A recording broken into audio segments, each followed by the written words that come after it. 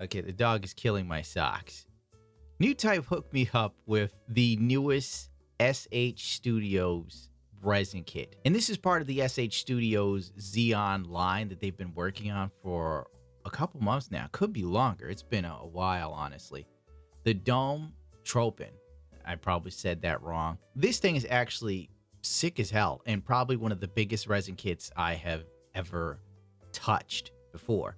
It's beautiful that the third-party market / garage kit builders are filling the voids Bandai has left open. Though this probably wouldn't be correct to scale to a Dom versus a Zaku, considering it uses a Zaku PG as its inner frame, you can overlook that for the overwhelming level of detail that is here for you to enjoy. It's honestly just sick.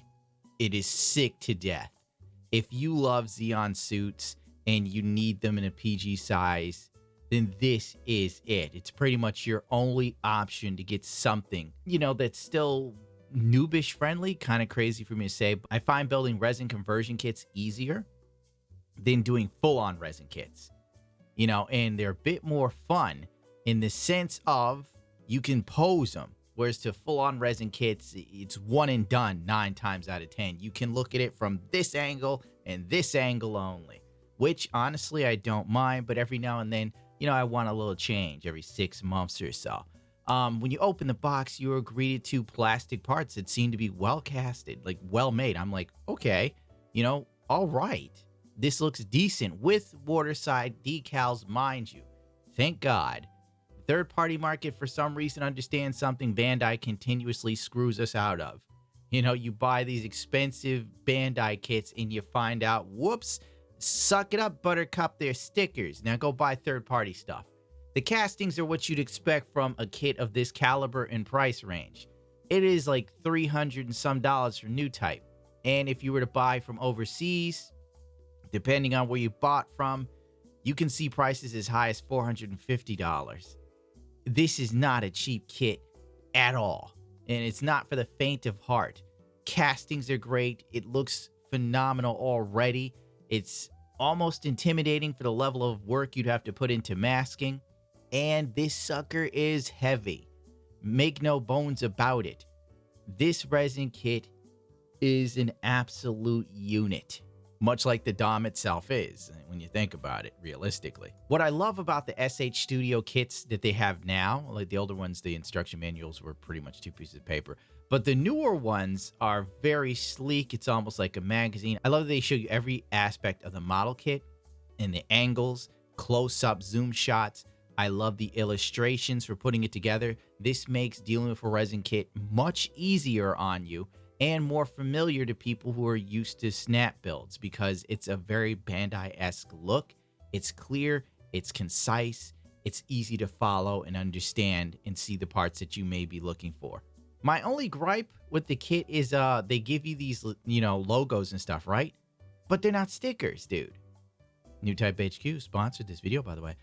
They're not stickers. It's weird to me that SH Studio doesn't give you that sort of swag, or maybe the other one was. This is just like a piece of paper. So I guess you could use it as a bookmark for what part of the model kit you're on in the manual. So maybe that's exactly what it's for. And in that case, it's cooler than a standard bookmark. Get some zooming in shots on these fantastic pieces. Some of these kits may have shipped from NewType without their weapons expansion pack and bazooka. Don't worry, they will email you. I let them know. And they got everything sorted out in no time. And it's understandable because this kit is so huge. I think the original release overseas, you know, all this stuff came in the box. But now they put them in separate baggies because these extra parts are so huge. How could you even fit them in the box? It's ridiculous. And it makes sense that they're in an outer bag to keep them from being broken because you don't want all these parts just bashed into each other through shipping. You know what I'm saying? Look at the size of this bazooka, dude. It's bigger than some 100 scale model kits, dude. And there's metal parts. I'm like iffy on metal parts in the sense of, you know, it's added weight on the kit, which is already going to be egregiously heavy. So this could lead to the kits, you know, having arm sag or whatever, unless you put the bazooka on the ground. I don't know. I'm probably going to use them because I'm too lazy to try and source a plastic pipe or whatever, or tube to perfectly match this size. That's just me. I got a lot more going on than the average YouTuber. But other than that, look at this. Look at the detail. Absolutely insane.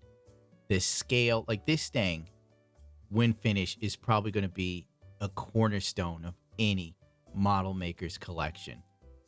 And honestly, that should do it for me. Unboxing this, looking at it. I kind of got to get back to buffing some stuff for another video.